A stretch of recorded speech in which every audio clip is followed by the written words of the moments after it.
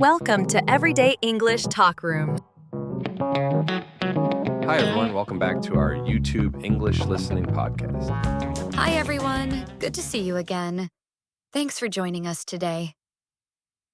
This channel is for easy, everyday English conversation. We use simple English so A2 and B1 learners can enjoy and understand.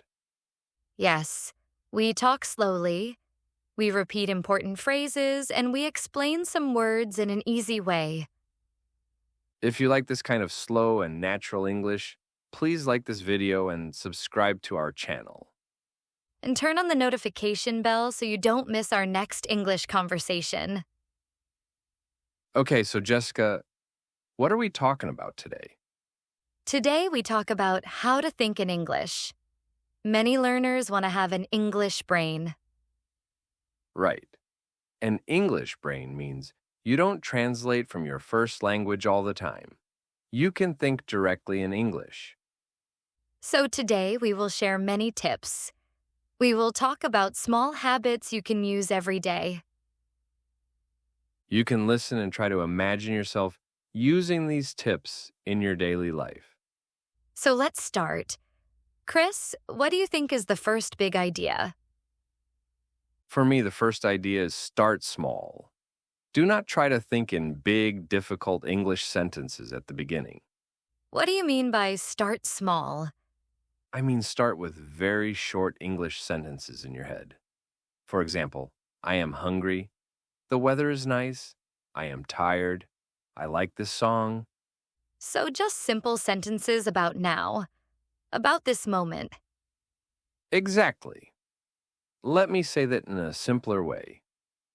Do not plan a big speech. Just notice your feelings and your situation and say one short sentence in English in your mind. That sounds easy to try. You can do it when you walk, when you eat, when you wait for a train. Yes. For example, when you're on the train, you can think, there are many people, or I'm going to work, or I want some coffee. I like that. It's like small mental training many times every day. Right? Like a small workout for your English brain. Okay, what is another important tip? Another tip is use your inner voice in English for a short time each day. Inner voice. You mean the voice in your head? Yes, the voice in your head when you talk to yourself. Many people talk to themselves in their own language. They say in their mind, I'm late, I forgot my keys, and so on. So you want them to change that inner voice to English sometimes. Exactly. Maybe you cannot do it all day. That is difficult. But you can choose, for example, 5 minutes. 5 minutes is okay. Everyone has 5 minutes. During these 5 minutes, try to think only in English. Even if your sentence is not perfect, it's okay. Maybe we can give an example. Imagine it is morning. I wake up and I decide, okay, for 5 minutes I think only in English. Good example. So, what do you say in your head? I can say, good morning. I'm still sleepy. I don't want to get up, but I have work today. I need to check my phone. That's great, very natural. Simple sentences, but real. Then I stand up and think, my room is cold. I will open the window. I want fresh air. Perfect. See, this is already English brain training. So one tip is, set a short English-only time. Maybe morning, maybe on the bus, maybe before bed. Yes. And you can slowly make the time longer. Maybe 5 minutes, then 10 minutes, then 15 minutes. That sounds like building a muscle. If you try too hard at first, you get tired. Exactly. If you try to think in English for 3 hours on the first day, you will feel terrible and you will stop. So we start with easy, small goals. Right. Now, another big question. Should we translate or not translate? Many teachers say, don't translate. What do you think? I think translating is okay at the beginning, but we should not stay there forever. So maybe translation is like training wheels on a bicycle. Yes. Great example. Training wheels help you in the beginning, but if you want to ride fast, you must take them off one day. So, how can learners reduce translation? One tip, learn phrases, not only single words. Can you explain that? Sure, when you learn the word hungry, you can also learn a phrase like, I'm really hungry or I'm a little hungry. So, you don't think I plus and plus hungry each time. You remember the whole phrase. Right. Let me say that in a simpler way. Your brain likes chunks, like small blocks. I'm really hungry is one block. I'm not sure is one block. That sounds good as one block. So, if you have many blocks, you can make sentences quickly. Exactly. This helps the English brain because you don't build each sentence from zero. You just pick a block. Maybe we can share some useful blocks for daily life. Good idea. For example, I'm not sure. That's interesting. It depends, I guess so. Let me think. I like it depends. Many learners don't use it, but it is useful. Yes. If someone asks you, do you like working from home? You can answer, it depends. Sometimes I like it, but sometimes I feel lonely. Easy and natural. So watch this video again and write down some of these phrases. You can also pause the video and repeat them out loud. That is another tip for English brain. Shadowing. Yes. Shadowing means you listen and you speak at the same time, or just after. So you repeat the sentences you hear and you copy the rhythm and the melody. Let me say that in a simpler way.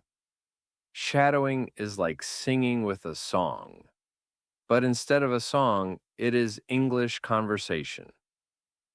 That sounds fun. How should learners do shadowing with our podcast? They can first listen once, just listening. Then, the second time, they can repeat after us, maybe sentence by sentence.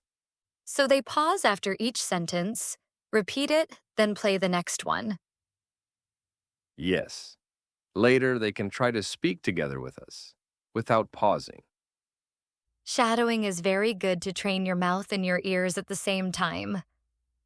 And when your mouth and ears get faster, your brain also gets faster in English. I think shadowing is a strong tool, but some people feel shy when they do it. That's true, but you can do it alone in your room. No one can hear you.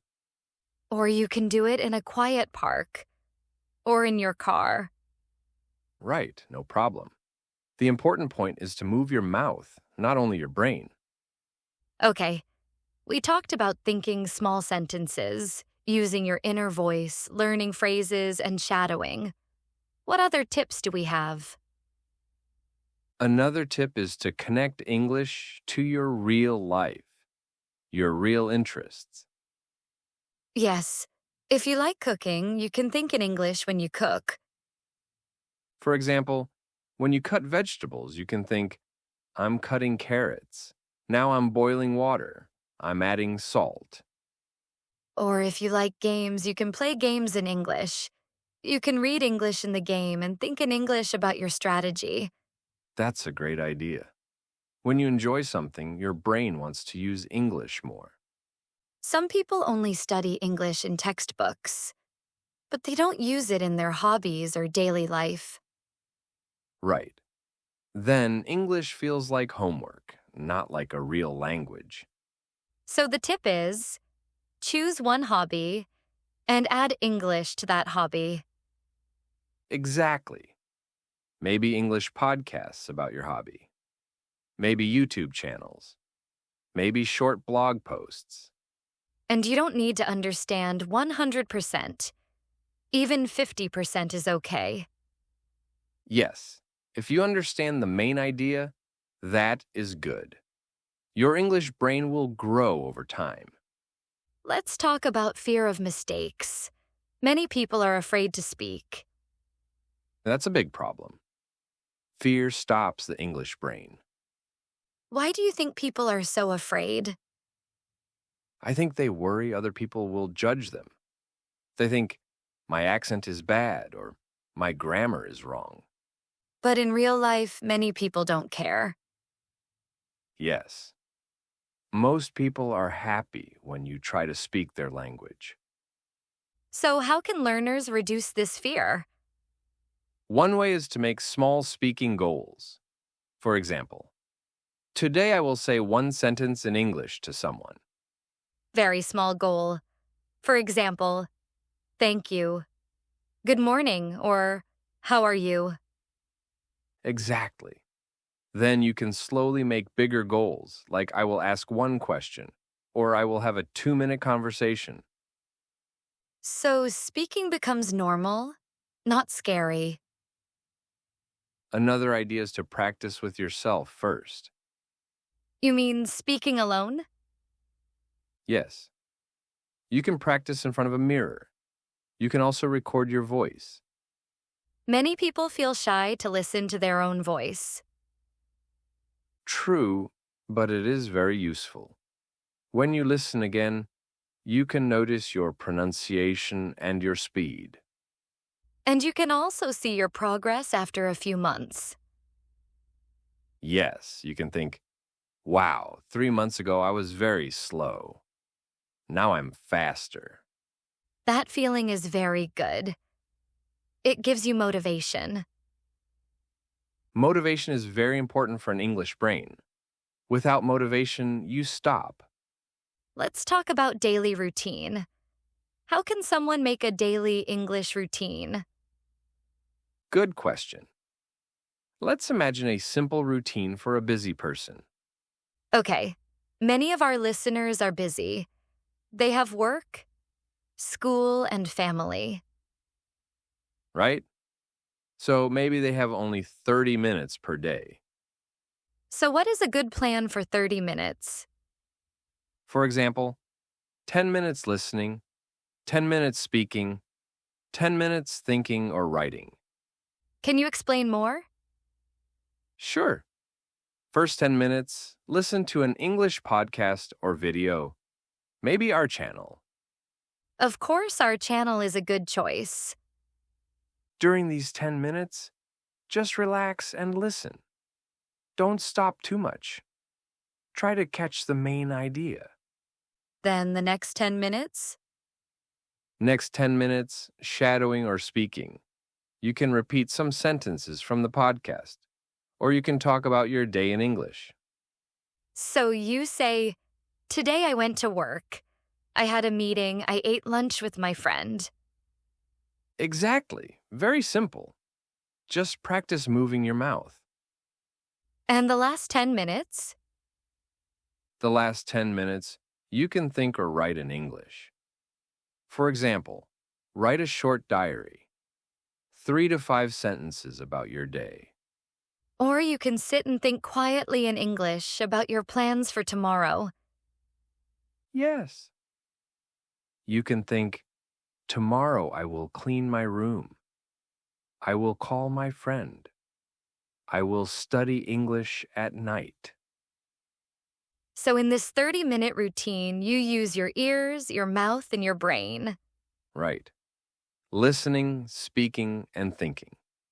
That is good training for an English brain. I like that plan.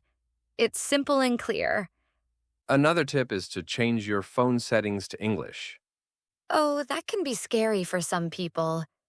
Yes, but you don't have to change everything at once. You can start with one app. For example, change the language of your social media app to English. Yes. Then you will see English words every day. You will see like, comment, share, and many other words. It becomes normal, not special. Exactly. Your brain will say, okay, English is part of my life now. For some people, it might be too difficult to change the whole phone, but maybe they can change only the YouTube language. That's a good idea. Then YouTube shows English titles, English comments, English menus. So your English environment becomes stronger. We can call this mini immersion. It is like living in an English country, but only a little bit. Mini immersion sounds cute and easy. Yes, you don't need to move to another country. You can create your own English world at home. Maybe we can talk about using questions to think in English. Good idea. Questions are very powerful. What kind of questions? Simple questions about your day. For example, what am I doing now? What did I do this morning? What will I do tonight? So you ask yourself these questions in English, and you answer in English. Yes. Let me show an example. I ask myself, what am I doing now? And I answer, I am recording a podcast. I am talking with Jessica. I am sitting on a chair. Very simple, but very clear. Then I ask, what did I do this morning? I answer, I woke up at 7. I ate breakfast. I checked my email. And for the future, you can ask, what will I do after this podcast? Exactly. I answer, I will drink some water. I will go for a walk. I will reply to some messages. So by asking and answering simple questions, you practice different tenses too. Yes, present, past, future, all in your English brain. I think this is a good exercise before sleep. True. Before you sleep, you can ask, what did I do today? What was good? What was difficult? And maybe, what am I grateful for today? That is also nice. Yes, that also helps your mindset, not only your English. Let's talk about using simple English. Some learners try to speak very complex English. Yes, and then they become silent because it is too hard. So what should they do? Use simple sentences. It is better to speak simple English than to say nothing. Can you give an example? Sure, a complex sentence might be, although I was exhausted after working overtime yesterday, I still decided to go to the gym because I want to stay healthy. That's a bit difficult for A2 or B1 level. Right. We can make it simple. Yesterday I worked late. I was very tired, but I still went to the gym. I want to be healthy. That is much easier, and the meaning is almost the same. Exactly. Let me say that in a simpler way. You don't need long sentences to express your ideas. You can use 2 or 3 short sentences.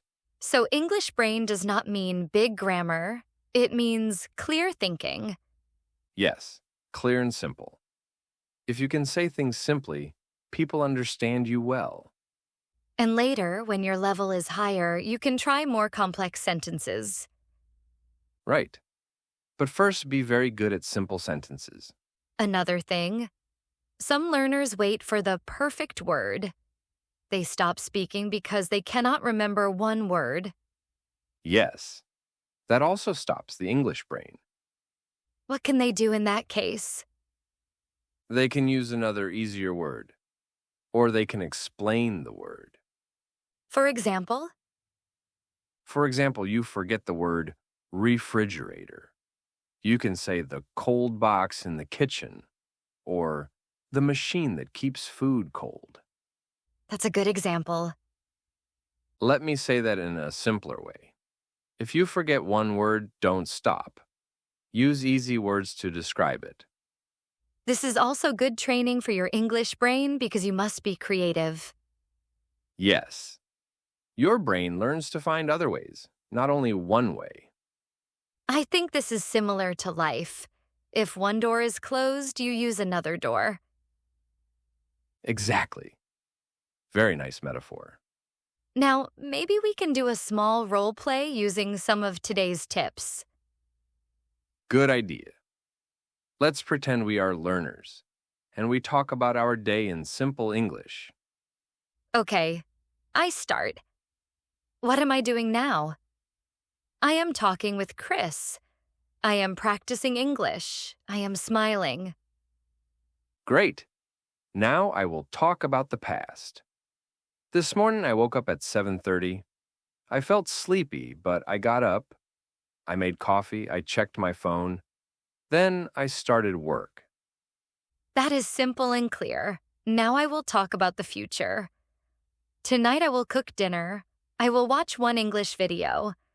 I will write 3 sentences in my English diary. Perfect. Very good examples. Our listeners can copy this. They can shadow us and then use their own details. Yes, you can say the same patterns, but with your own life. For example, this morning I woke up at 6. I ate toast. I took the bus to school. Exactly. This is how your English brain grows, by using real information from your life. Okay, maybe it's time to slowly wrap up and recap. Yes. Let's review what we talked about today. So, today we talked about how to think in English and how to build an English brain. We said you can start with small, simple sentences in your head like, I'm hungry, I'm tired, the weather's nice. We also talked about using your inner voice in English for a short time every day, maybe 5 to 10 minutes. And we said it's good to learn phrases or blocks, not just single words. Phrases like, I'm not sure, it depends. That sounds good. We also introduced shadowing. You listen and repeat, maybe with this podcast. Yes, and we suggested a 30-minute routine. 10 minutes listening, 10 minutes speaking or shadowing, 10 minutes thinking or writing. We talked about connecting English to your hobbies in daily life, like cooking, games, or sports. And we shared tips to reduce fear of mistakes. Set small speaking goals and practice alone first if you feel shy. We also said that simple English is okay. Short sentences are powerful. Yes, and remember these useful phrases from today. It depends. Let me think. I'm not sure. That sounds good. These phrases are easy, but you can use them many times in real conversations. If you use them again and again, they become part of your English brain. So, how did you feel about today's episode, Chris? I think it was very practical. Learners can try these tips today, not someday in the future. Yes, you don't need a special book or course. You just need small habits. Maybe tonight, you can try thinking in English for 5 minutes before bed. And tomorrow, you can try to say one sentence in English to someone, even just good morning. If you continue these small steps, your English brain will slowly wake up and grow stronger. If you enjoyed this conversation, please like this video and subscribe to our channel. And share this video with a friend who is learning English. You can practice together. Also, tell us in the comments, which tip do you want to try first? Thinking in English, shadowing, or the 30-minute routine? And if you have ideas for future topics, please write them in the comments too. Maybe daily life, travel, job interviews, or school life. We read your comments and we use your ideas for new episodes. Thank you so much for listening today. See you in the next episode.